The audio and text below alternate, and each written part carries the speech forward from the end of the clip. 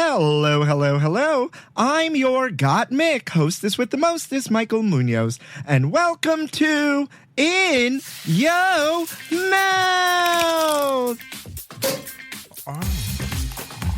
In Yo Mouth. I'm the queen of food who's always in the mood to lick it right, lick it good, show you how to. Oh, God, that's good. I want to know what you eat from the streets to the sheets. So open wide, honey. I'm coming. In Yo Mouth. Goosebumps. Hey there and welcome back, folks. Once again, I'm your hostess with the mostest, Munoz. And I mean, we are plowing along through this year. The weather is nicer. We are getting out there to exercise. Well, at least I am, or trying to, at least I should say. You know, it's beautiful to like dine outside now as opposed to like dining outside in the middle of a winter when it was, you know, in the middle of a blizzard and you were freezing with the heaters and whatnot. You know, things are good. Good vibes. Special announcement today. There is a puppy in the studio. So you may hear, it's also a very needy puppy in the studio, but I'm very excited to have him with me here. His name is Chewy, and as we get back to work, you know, a friend just needed some help watching his pup while he was out and about working, so I volunteered because what? It takes a village. And yeah, so if you hear along with the sirens and things in my tiny Times Square studio, if you hear a little bit of a needy puppy, but hopefully he'll be good because he's having a little peanut butter treat. Hopefully that doesn't upset his tummy, right? Because I am not a dog owner. But I am really excited just for today and to get on with the getting on. Folks, I don't think you're ready for today's guest. I had the pleasure of having brunch at Jam's Restaurant, which is the One Hotel Central Park, the restaurant in the One Hotel Central Park. And as I was dining and whatnot, I got to meet this beautiful woman who is the head chef. So please help me welcome the one, the only, Miss Ginger Pierce. Say hi. Morning. Good morning. Here. Yes, thanks. Good morning to you. I'm a little worse for wear, as I told you, because this pup like kept me up a little bit. Well, you look fabulous. I would never know. I would never know. Well, thank you. Thank you for your kind words this morning. How are you? Doing fantastic. Loving spring weather and the blossoms that are out. The blossoms and those white trees that make the city like stink, right? Yeah, for sure. It's like grandma's house, but you know, with lots of other smells mixed in. Yeah, it's something. There's a whole debate on what they smell like, and it is too early in the morning to get into it. Like, you can look it up. In Your Mouth listeners, you can just look it up on the internet.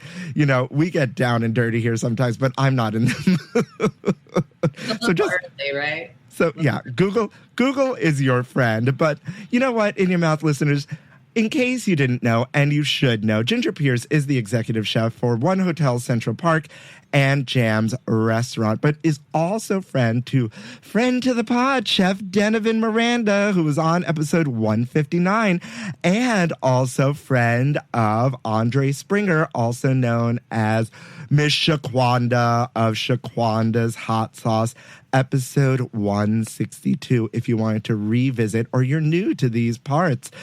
She got her start at a vegan raw food restaurant in Marin County called Roxanne's and describes herself as being a Portlandia-level vegan. Now, I never watched Portlandia, but that seems pretty intense, right? But this I was. I'm a reformed Portlandia level vegan.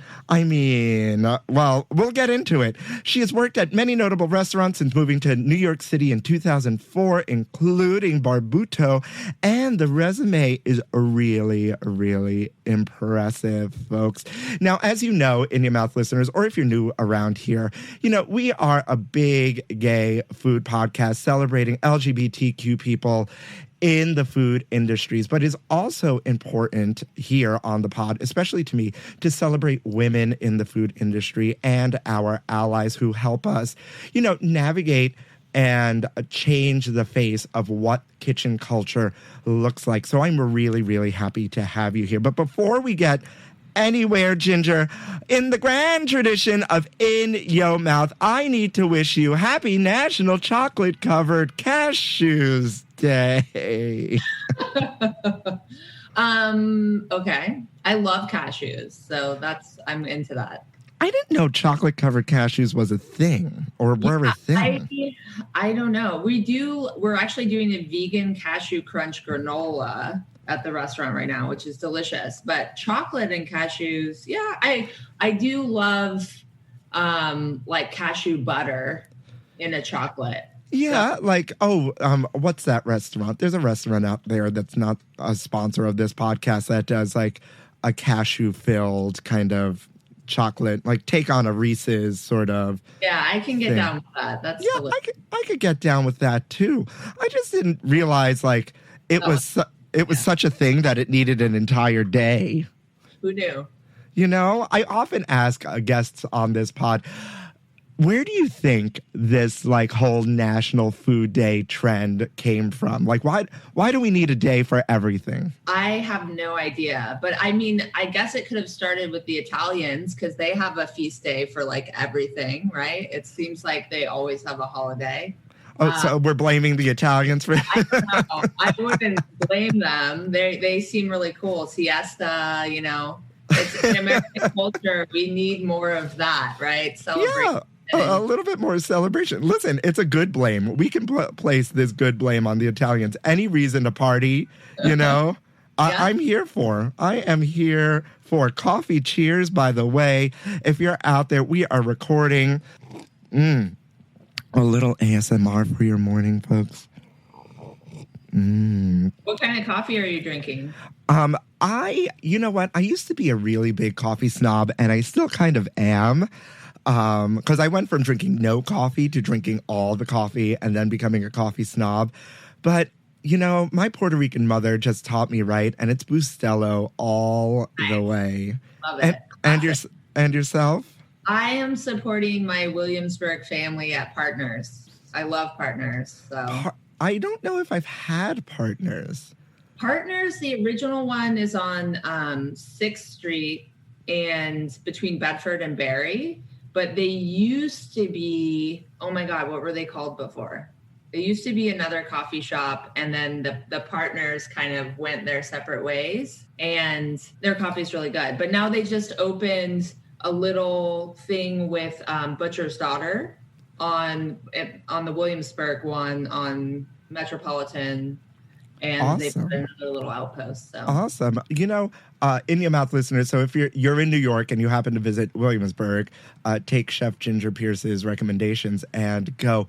You know, it's so funny.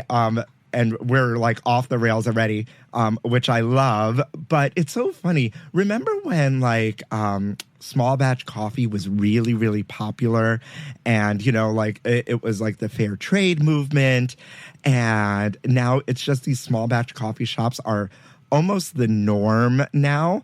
Like, whatever happened to like that sort of like movement? I feel like it like just fell to the wayside, and now like everybody's just opening up coffee shops just because we can.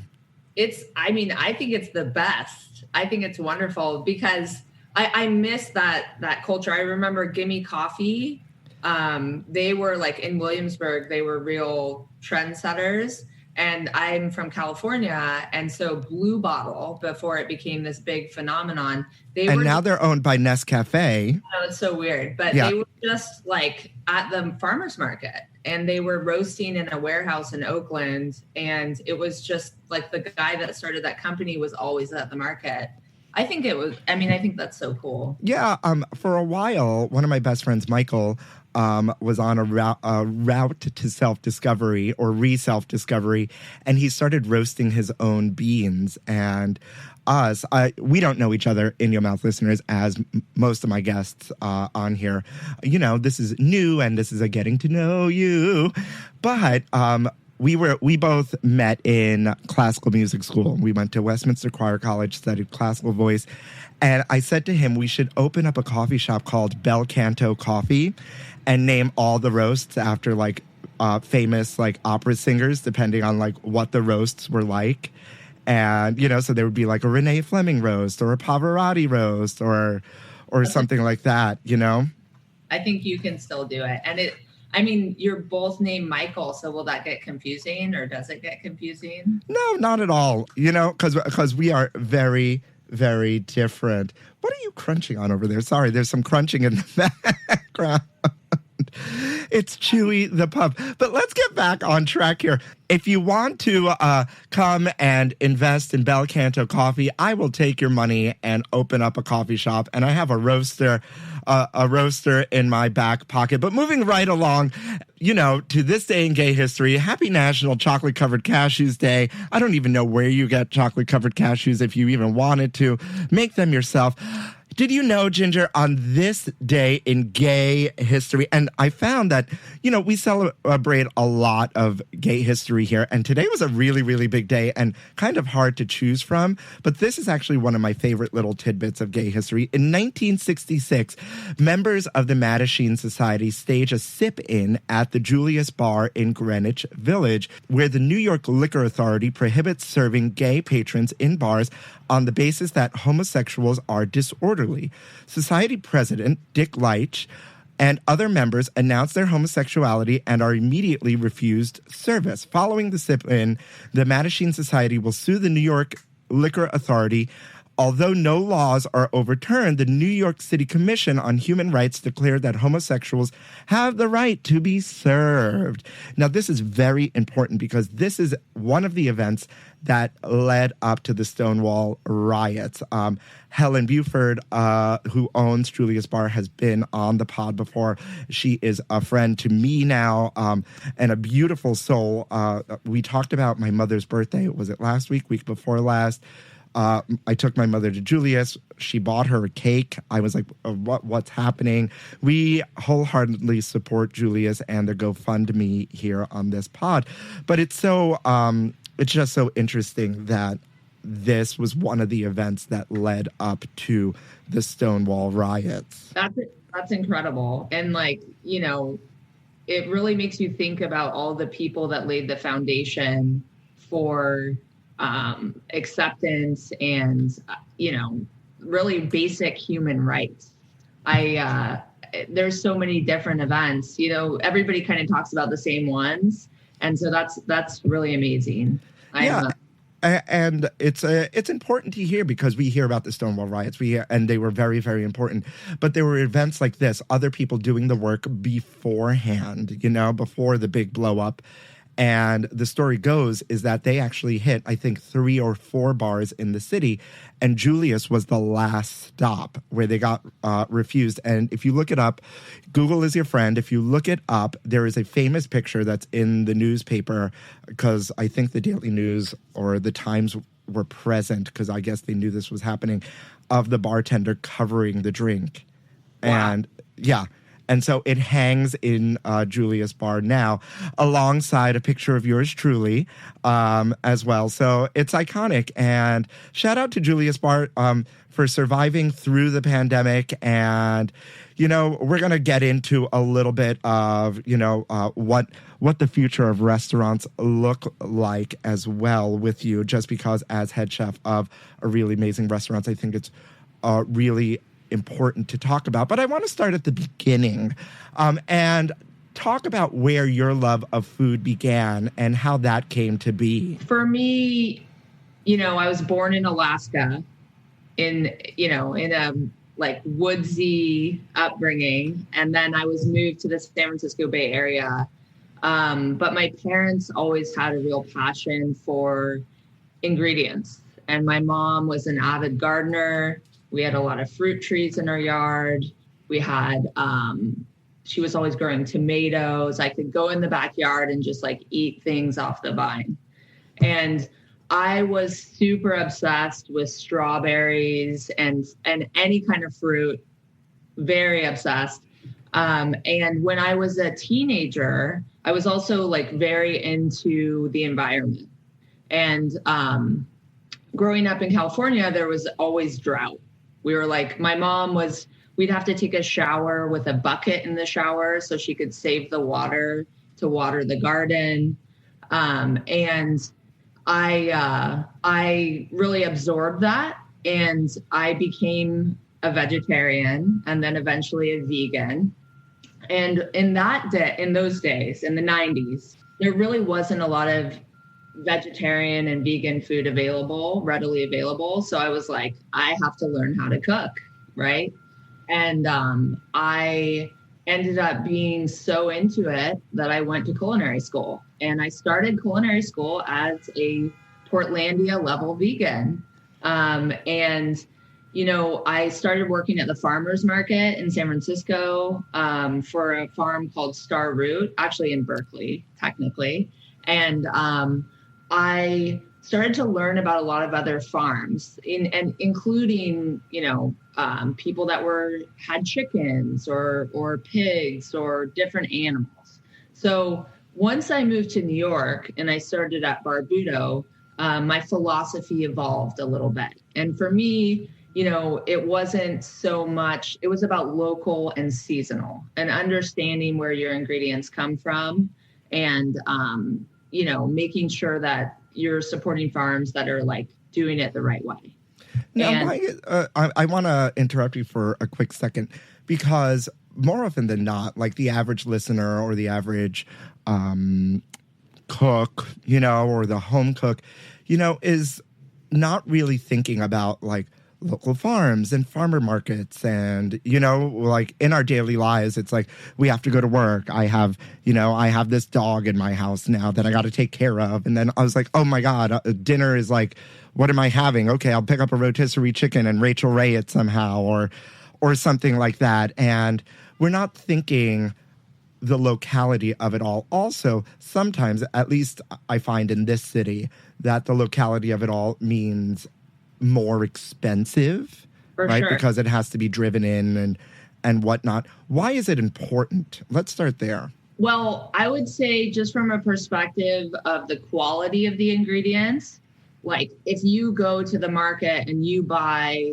asparagus or radishes or something like that, it's going to be way more flavorful. It's also going to last so much longer. When you're going to the supermarket and you're like Key Foods or whatever it is, and you're buying asparagus, it's often been picked way before. So one thing that I found from the farmer's market is that you can keep the things in your fridge so much longer. And so you get a much better shelf life, but also you will find that a lot of those seasonal vegetables are actually cheaper at the farmer's market. And in New York City, they're all over the place right now. I will say in the winter, you're going to see potatoes, carrots, and onions, and that's going to be about it.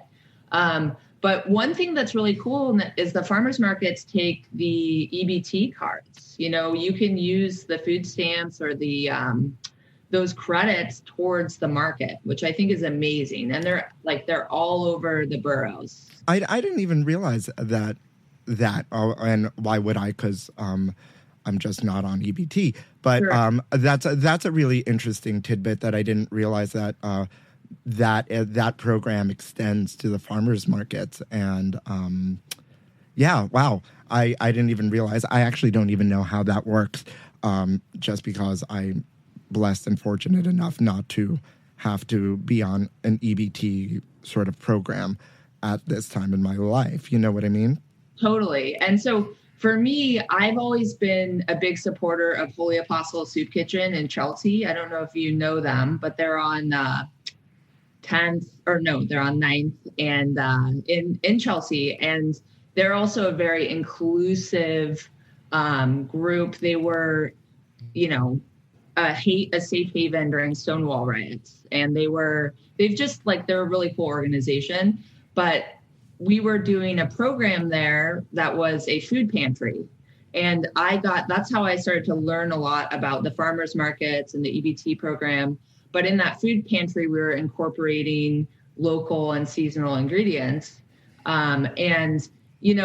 It's so important that all communities are able to have access to like good, nutritious food. And I think it's important too to support those local vendors and communities. You were saying like it costs more because it gets driven in, but really we're flying stuff from all over the world, right? We're getting blueberries from Chile, and we're getting like it out of the season. So you're getting something that's like less good coming from across the world. And it does make a big impact. But I think we as the food community have an obligation to help make that more accessible to people in all, finance levels. Yeah, for sure. Now, pivoting really quickly, because it seems like you do a lot of work for the community, not only the food community, but it seems like I'm getting a feeling that you're doing some work for the LGBTQ community. And In Your Mouth listeners, the stereotype of it all. I know you out there have heard buzzwords, Portlandia, vegan, all sorts of buzzwords, but do not be fooled, right? Chef Ginger Pierce has a lovely husband and two wonderful children here. Why is it important to like kind of extend your services beyond yourself to this community? Well, to be real with you, I am married to a heterosexual cisgender man, but I do not identify as a heterosexual woman. I'm very fluid, and I definitely, I have two children, but we also raise them with this very openness. Like they get pedicures, they wear nail polish, they can put on makeup. Like we are super open, and I think for me too, I've had a lot of back and forth with whether I identify feminine or masculine. And in food and in the kitchen, I've often gone very masculine in order to avoid like sexual assault or harassment, because when I was starting out in kitchens, I was often the only woman. And then, after I had my first child, I identified way more feminine, because my body changed, right? And I was just feeling that side of myself. I'm a big fan. Do you know Alok, who's a person that is wonderful and is like very, non-binary. And I wrote a book called Beyond the Gender Binary, and it's really amazing. But that too opened me up a lot to realize that we don't need to be one way or the other. We can really, as people, embrace all sides of it. And really the concept of gender is just bullshit. It's like, you should be who you are and you should feel free to be who you are. And so to me, how that translates into the kitchen is we need to really make that a part of our culture by, number one, stopping the idea that I love that companies are moving away from having women have these things they can wear and men have these things they can wear, and it's acceptable for women to have nail polish or whatever, because that's very important that we're having that within our companies. But it's also just making people feel supported and comfortable and listening to what they need. And so the culture of the kitchen previously was very much like aggressive and very kind of bro-y, masculine. It still is. Is it not? It depends on where you are. For me, no. I would say that I'm a very high energy person. So I bring a lot of energy, but we are a very mixed gender kitchen, and we are, I don't allow that. I don't want any of that. If that's the kind of energy we just can't have that energy in the space. And so a lot of the way that we operate is about making people feel included and comfortable, and trying to design an environment that really supports the team. Because, it's my belief it should be mutually beneficial. Everybody should be contributing and everybody should be getting back from it. Yeah. And that's amazing. And you know what? This is a story we haven't heard on this podcast before. A story of gender fluidity, a story of, finding yourself and being who you are and comfortable in that skin in this way, and not defining yourself, you know, as what, like putting yourself in a box is what I'm trying to say here. And so thank you for that, right? Because that's, I think, important to hear, especially for, you know, I often say ad nauseum at this point that it's important to hear these stories, and you never know who's listening. And this piece of this, right, of this community, and embracing that, because I think it's also a piece of identity politics, or whatever you want to call it, that people really don't understand, you know, because it doesn't fit in a box. Totally. And, you know, I'm super inspired by people like Billy Porter, who are just like very authentically themselves. And for me, I spent so much of my life trying to figure out what I was supposed to be within the confines of all of these concepts and ideas built and constructed by society. And the more that I just am who I am and expressing, you know, who I am when in that, because sometimes I feel hyper feminine and sometimes I feel hyper masculine. And like, if you just let yourself be what you are, I just feel so much better. It was like something like literally chains being taken off of me, because I realized, you know, it wasn't until I started to see this a lot more in pop culture that I was like, wow, other people feel like this. You know, there's other people that are not necessarily, it's just, there's so much more gray area. Everybody wants things to be very black and white, and there's just so much more gray area. Do you watch RuPaul's Drag Race? No. So I'm a big fan, and this season, I know it can be problematic because of the women, you know, it's very specific kind of female beauty, but Gottmik this season has just been a revelation. I really love Miss Simonier this season too. I just love, and Rosé as well. Candy Muse, you know, I think she's something really special, but the looks haven't been there as much for me. But yeah, Gottmik has just been. It's so delightful to see someone just coming into themselves in a way, and we've watched it in this season as kind of a journey. Yeah, and the interesting thing about Gottmik, and now In Your Mouth listeners, if you are not Drag Race friends, Gottmik I think identifies as non-binary, but they are transgender as well.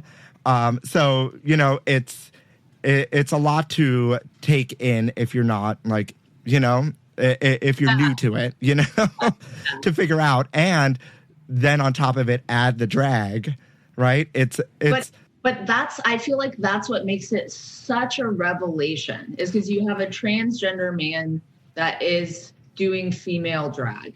And so that identifies as non-binary. It's non-binary. So it just flips the whole fucking thing on its head. But that is there's so much beauty in this world, and that is so beautiful. Exactly. And the whole storyline of them being like, I never felt right because I feel like a feminine presenting man. Yeah. And that storyline about like, I can be all these things and it's fine. Yeah. You know, it's absolutely fine. Who do you think's going to win? I mean, I think it's really tough. I honestly, to me, right now it's between Rosé and Gottmik. Even though Rosé's last look was just like, I don't know what was going on with that makeup, the tartan she had already done, the Little Mermaid hair, like what was going on. I love you, Rosé. Maybe you'll listen to this one day, but I also love Simone. Simonier to me is just the most gorgeous, regal, like wonderful person, so vulnerable, such a beautiful story there. So it's tough. It's a tough call. I think I will discount Candy, even though Candy is just a lovely person, and the looks have not been there for me. Yeah, So. Candy's storyline is important especially because of what she said towards the end. And once again, we took a left down this yellow brick road. And I'm okay with it. I'll bring us back. But Candy's storyline is important because of what she said about how there's loud, feminine, Afro-Latino kids like growing up in the barrio, right? And it's okay, right? And giving that platform. And once again, it's kind of what this podcast has turned into as well, hearing those stories. You never know. And it's what she said. You never know who's watching. So if you're out there and you're listening to this, I'm here representing you. It's the whole representation matters. It's the whole you coming on here and, telling me or me getting to know you and being fluid and being open about that and being open about like how you feel like, sometimes masculine, sometimes feminine, how you raise your children, in a very like just non-gendery sort of way is important, right? And yes, the food is important and we love the food, right? But the food is a vehicle, as food often is. Yes, wait, I'm roaring it back, Munoz. Right? The food is a vehicle to get these stories, right? It's around the dinner table, right? Yeah. All sorts of major things happen around food, center around food, right? And speaking of things centering around food, I think now would be a great time to take a little bit of a break, right? Because we're off the rails anyway, to introduce you, Ginger, to my favorite part and the audience's favorite part of the pod, a little something we like to call Food News Updates. Food news, honey. You ain't ready, girl. Spill the tea. News update. Snakes and lettuce. Shoppers in Australia find venomous snake in Aldi fresh produce bag. I mean, I'm not surprised because Australia has like all the scary stuff, right? All the scorpions and snakes and spiders. So, I'm not really that surprised, I guess. Could you imagine just like being in the kitchen at Jams and just like opening the mescaline to like make your salad and out pops a snake? That would be really, but I've found some strange stuff in the lettuce anyway. So farms, you get little creatures sometimes. You get like worms and things, right? Because especially if you're buying like if you're sourcing locally from these farms and whatnot. In an early restaurant that I worked at, I also would often find beers in the lettuce containers because the line cooks would hide them there. And like the place to put the secret beers. Yeah, ghost beers. Drinking at work ever, but that's what they did there. So ghost beers. Yes, I used to work for a very popular restaurant where we weren't treated the best. So we just, treat your employees well, folks, because if you treat your employees well, they will work for you as opposed to decide to say fuck it and drink on the job and not care. And so, we would work like 4 or 5 doubles in a row or 3 doubles in a row and just be over it. And while we're polishing glassware, we would have beers under the napkins in the glass lugs. The crates that hold the glass is in the dishwashers, in your mouth, listeners, if you're not familiar with the restaurant speak. And we would call them ghost beers because we'd be polishing silverware, but we wouldn't be because they'd be covered by the napkin. Yeah.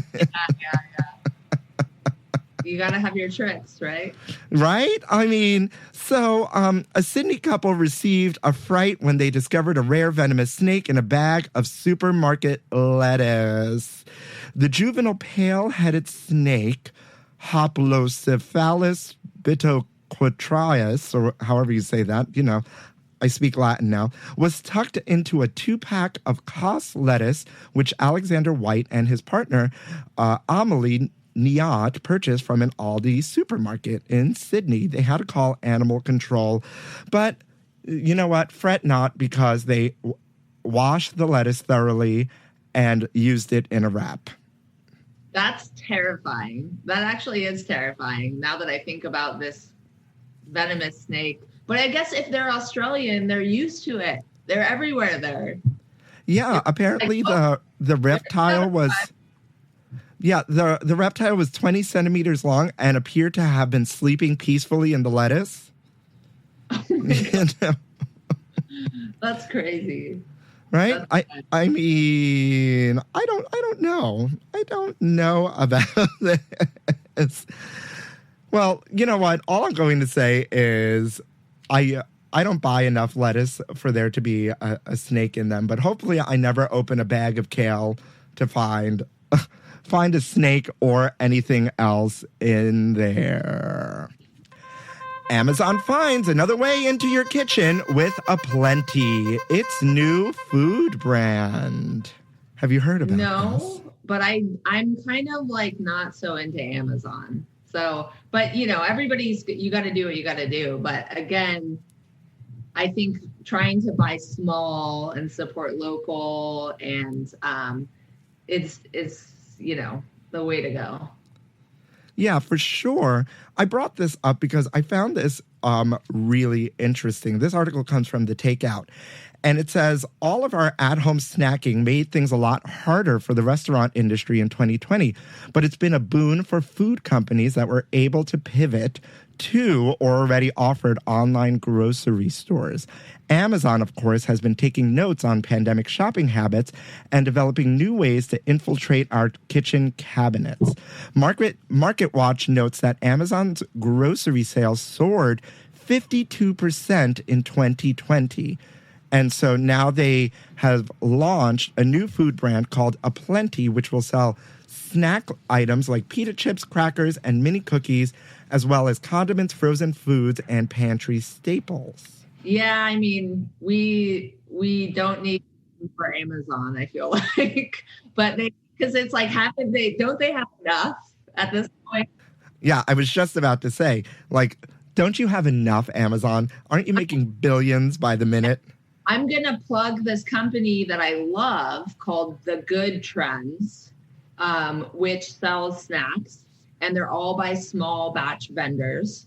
And there's a few on there, like there's these Gwell bites, Gwell, made by a person in Brooklyn who she is amazing. And they're like super natural matcha bites, different things. They also sell fine and raw chocolate, which is made in Bushwick, Brooklyn. So this is all like small batch snack items, good alternative to what it sounds like they're doing. True. Very, very true. I don't know if I'm here. I don't really shop for food on Amazon. Yeah. I think personally, even though I have ordered like online grocery shops, like especially in the height of the pandemic when we weren't going out. But yeah. I find it weird that somebody else is grocery shopping for me. It also is like triple the price. Totally. And especially in this city. You don't get the good stuff. You like if you buy produce, it's like they smashed it into the strawberries. They just like no one's checking, and that's what I find weird about it. Even though the first guy who delivered to me during the pandemic, because it was the really, really scary point. I remember going down to get the groceries, and I had extra masks and gloves, and I just packed them all. And I gave it to him. Good. Yeah. And he looked at me like I was nuts. And I was like, you need this. You're out there in the scary world. Yeah, bless those people. You know? So I don't know if we're here for this. Speaking of chocolate, shout out to have you discovered Tony's Chocolonely? Those are, I don't know about Chocolonely, but I know about Tony's, the big bars, right? Yeah, it's one name. Tony's Chocolonely, it's called. I guess I never noticed that sub thing. I always just saw the big Tonys. Yeah. So it's Tony. I was calling it Tony Chocolonely, but it's Tony Chocolonely's. I was corrected. And they are, I guess, small batch chocolate as well. But I found out through them, and I don't know if I've mentioned this on the podcast before, going full circle to like kind of fair trade coffee, they try to do fair trade chocolate. This chocolate is not cheap by any stretch of the imagination, but it is very delicious. But on the inside of the wrapper, they explain that they're also trying to end child and slave labor on cacao farms, which I didn't even know was a thing, but happens because of big chocolate companies like Big Pharma, but Big Chocolate is paying such a reduced price that like these people like, you know, do anything just to get the business, which includes child and slave labor on these cacao farms. It's despicable. And that's another reason, like, I know some things can cost more and we're like, oh, this chocolate bar is going to be $4 more than this other one. You know, that's crazy. But it's like, oh, but then you don't have to support slavery. Like it's, you know, it seems like, oh, it's worth the extra $4. And one thing people don't consider with like coffee and chocolate, it can only be grown in very specific regions, right? And as climate change continues to progress, we're going to see less and less. So it's going to become a commodity that is less available. And this potentially could get worse in a perspective of how people in these regions are treated, et cetera, and how they're, you know, capitalized upon. So it's important. As consumers, we vote with our dollars. When you, oh my God, a squirrel just ran up the window. But New York City, right? We vote with our dollars. You really are. When you spend money, you're sending a message about what is okay. You really are. And I emphasize it's very, very true. And listen, I do not make a lot of money here by any stretch of the imagination, but I certainly pick and choose when I spend my money on, you know, higher priced items like this chocolate, right, which is so delicious. Not a sponsor of the podcast, but I'm happy to talk about them. And, you know, my friend Jennifer and I have a saying when we buy like, you know, like the organic chicken or something that we're worth it. You're worth it, you know, like, so I am worth that chocolate. Right. And you know what, like, who knows, maybe this is helping somebody I just hope for good things to come out of this aplenty from Amazon. And last but not least, and I found this really interesting, the list of free stuff that you can get with your COVID-19 vaccine card. Have you seen the certain companies? So if you've been vaccinated, you can get free stuff, is what it is. Pretty much. There are 6 companies so far that will give you free things. What is it?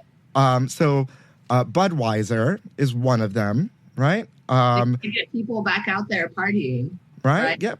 Yeah. So Budweiser has unveiled a beeronbud.com, a site where users can upload proof of vaccination in exchange for $5 in beer money.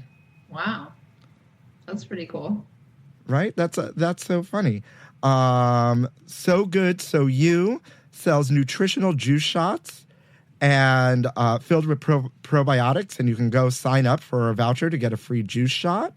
I'm going to do that probably. That sounds great. Yeah, Sam Adams set up a hashtag called Shot for Sam, where the first 10,000 people on Instagram or Twitter who posted evidence of vaccination will be awarded $7 through Cash App. Oh, I could use $7. I'll take that.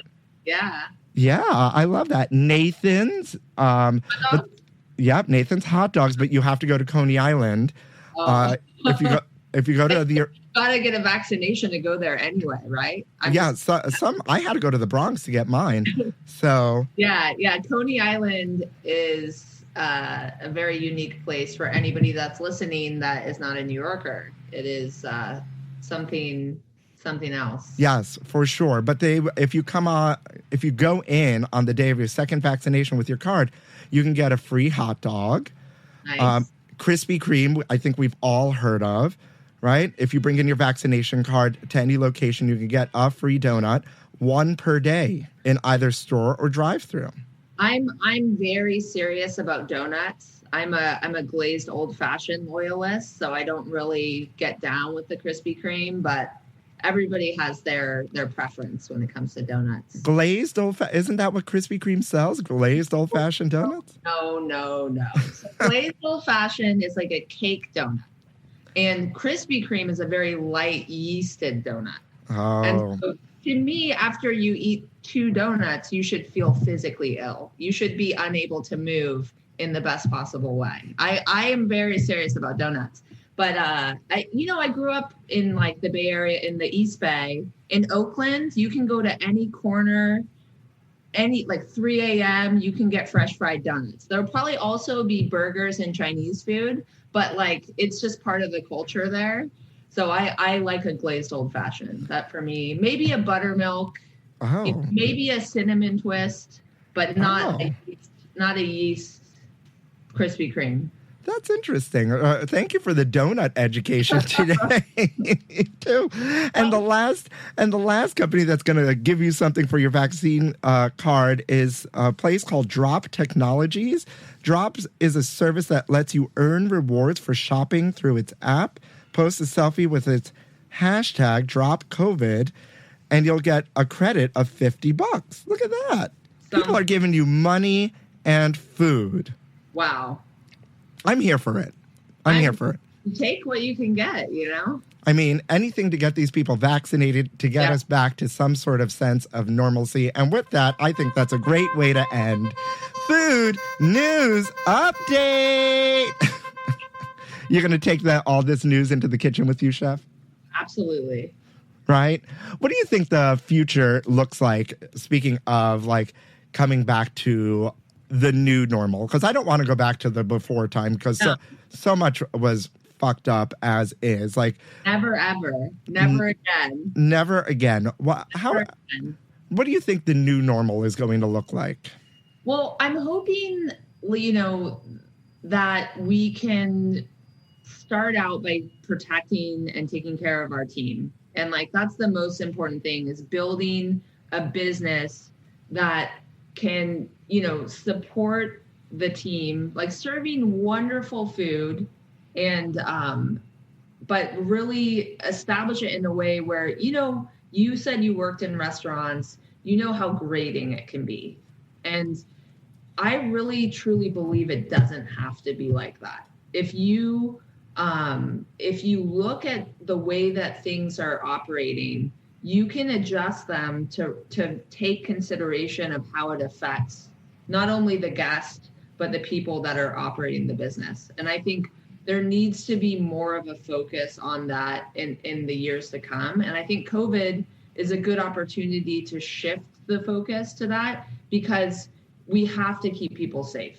And we've done, you know, there's been a culture of like, you can never call out, right? If you call out, like, you're a bad person. And I fully did a Christmas season in events with the flu. Yeah. And like doubles. And anytime I had a moment, like a free moment, there used to be a couch in like a storeroom, and I'd go lay down for a minute and like sweat it out and then just go, right? Because there was no calling out. How dare you call out? We have to find a way to not only support the business, to not be so jeopardized by this, but to ensure that people, like, because all you do is get everybody sick then you're just bringing this person in and you're going to infect the whole team, and everybody's going to be sick, and the quality of what everybody's doing is going to go down. So I think that's a cultural shift we need to have within hospitality. But I'm also hoping that from a consumer level, guests are more focused on ensuring that people have good quality of life that are working in the hospitality industry. Because I mean, I think that's the most important part. You know, A, yes, good quality of life, but B, you know, I've been saying a lot, if this time has taught us anything, it's a little bit of patience and grace, right? But that's not what everybody really has been, you know, adapting to, because I walked into a juice generation last week and some man was having a meltdown about his green juice for no reason. Yeah. You know? Yeah. I would say that we can all have more compassion and kindness. And so for me, when a guest, because I've been working front of the house a lot in pandemic, because we just had to reset the labor model, right? Because we didn't have as many people coming back. We're trying to keep people more distanced. So I'm now the dishwasher / barista / line cook / front of the house manager, right? And I have found so much that often if a guest is having an experience like that, it's not about the juice. It's totally not about the juice. So, you know, if you are even more kind and compassionate, they usually mellow out, right? If you start to raise that energy level of like negative, and everybody, that's infectious. That is going to spread. So I really do believe that sort of good energy, it has to come from the top down. If you have managers that are not engaging in a way that is like kind and compassionate, then you're going to have a team that has a big old ball of negativity. And it's not to say that we should have like toxic positivity where you can never talk about things being not great. Like you should have an open forum where team members are able to give constructive feedback and we can talk about what's not working. But, you know, we should embrace that kind of energy and feedback from our team. And I think that's so important. Yeah, I mean, just going back to this Juice Generation moment for a second, that these people in there are the nicest team. There is no reason to yell at them for anything. And, you know, Juice Generations, at least in the city, are very tiny. And I was standing outside with some ladies and they were like, what is going on? And I said to them, if he curses at them one more time, I'm going in. Yeah. As a guest, as another guest, I would call that person out. Yeah. But I would try to like, you know, sir, this lovely person has done nothing to you. And as dude, it's a green juice. Calm down. The leader in the business, I would insert myself and absorb so my team wouldn't have to like deal with that because they don't deserve that. They don't. And I've seen it in restaurants too. The few that I've been outside dining, that like people get a little impatient. But I have to remind people, even some friends who haven't worked in this business, I'm like, this is one man running around. Look, they don't have a staff anymore. Yeah. This is one person taking care of 30 tables. Give him a break. Yeah. Right? And we're just here for the long haul.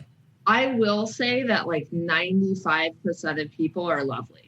Right. You know, you get the 5% that freak out. Like this woman, you can't get your own sugar anymore. Right. So you have because for the health department right now, you're not supposed to have these co-mingling sugar packets and people reaching their hands in there. And this woman became so enraged that she couldn't like gather her own sugars. And, you know, it was like, we want to give you whatever you want. I will put as many sugars in your coffee as you want. Like there's no judgment here. This is a judgment-free zone. But, you know, sometimes it's just hard. There's some people that are very good at adapting to change. And there's some people that it's much more difficult for. So I often find myself going too deep into this psychological, like what happened to this person that makes them so upset about their sugars, you know, and try to have a lot of compassion for them. But I think the more that we collectively do that in all of our spaces, the kinder the world can be. It doesn't mean you should take shit from anyone, right? It doesn't mean that you deserve it or you have to take that. But I think being more patient and understanding is important. It's definitely the key. And I guess that's the life lesson for today and always. Just, you know, a little patience and grace, you know, will get you through, you know, most or any of the situations that you'll be dealing with as we slowly come out of all of this. This has been so great. I loved getting to know you. I love that, you know, on a whim, I was outside having brunch and then this all kind of fell into place. I love that you're part of my In Your Mouth family now. Thank you so much for coming on the pod. I feel like we can talk for hours at this point. I think we could. And it's been a true pleasure. And I'm so excited to know about your show now. And like really Donovan and Andre. And like once you said those two, those are just two of my favorite people. So well, it was so funny because I think she was the food and beverage manager, Rachel. I was just waiting in line to go to the restroom, and she asked me about my experience. And I had mentioned that I knew Denevin, and she asked how, and then I said the podcast, and then she went to show me Shaquanda's hot sauce. And I said, oh, already know about it. And Rachel looked at me and I said, well, I'm the, not to toot my own horn, but to toot my own horn for a second. This is the only podcast that's doing this, that's giving LGBTQIA people like a platform to, and we're small, but we're mighty. So like I have my butterfly net, and I'm out here catching you all one by one to bring into my village, so we can live happily, and gather everyone together, to like take over the world here. So, and then Rachel was like, wait a minute. And then she introduced us, and now it's history, and the love affair has begun. Love it. Oh my goodness, thank you so much. This is such a great day, and I'm so happy and blessed that you agreed to come on. Tell the people where they can find you if they want to find you. So executive chef, One Hotel Central Park, Jam's Restaurant, 58th Street and 6th Avenue. Oh my God, where am I? Near Central Park. I'm also on Instagram, but I'm kind of on the social media cleanse, but I kind of check it every once in a while. So Chef Ginger J Pierce, Pierce, like you pierce your ear. And I don't do any other social media, so that's it. Oh, awesome. Awesome. Go send her all the love. If you're in the city or you live in the city, the outdoor dining is lovely there because you can kind of see the park, but it's really the best for people watching for sure. And there's a street vendor selling fake purses. That's a whole nother, there's a whole nother route to go down there about child and slave labor that we don't want to go down. So do not buy fake purses if you can't afford at the restaurant or hotel. But no, but it's a New York City street vendor experience, right? The authentic New York experience. Yes, but I had to educate a friend on that too, about like that whole industry and how that like supports sex trafficking and all sorts of things in the weirdest of ways. And so don't support that, but do support the restaurant because I was going on this whole like it's good for people watching. Like there's all sorts of characters, and it's a very New York moment, and you could see the park in the distance, and the food is lovely. If you go for brunch, I definitely recommend the egg sandwich on the pretzel bun. It was everything. For sure. And other than that, y'all get out there, get some fresh air, get your exercise. This puppy is definitely keeping me in check and out in the streets and not attached to this chair in 120 square feet of Times Square. And other than that, patience and grace is all I'm going to say to you out that. And thank you for listening to In Yo Mouth.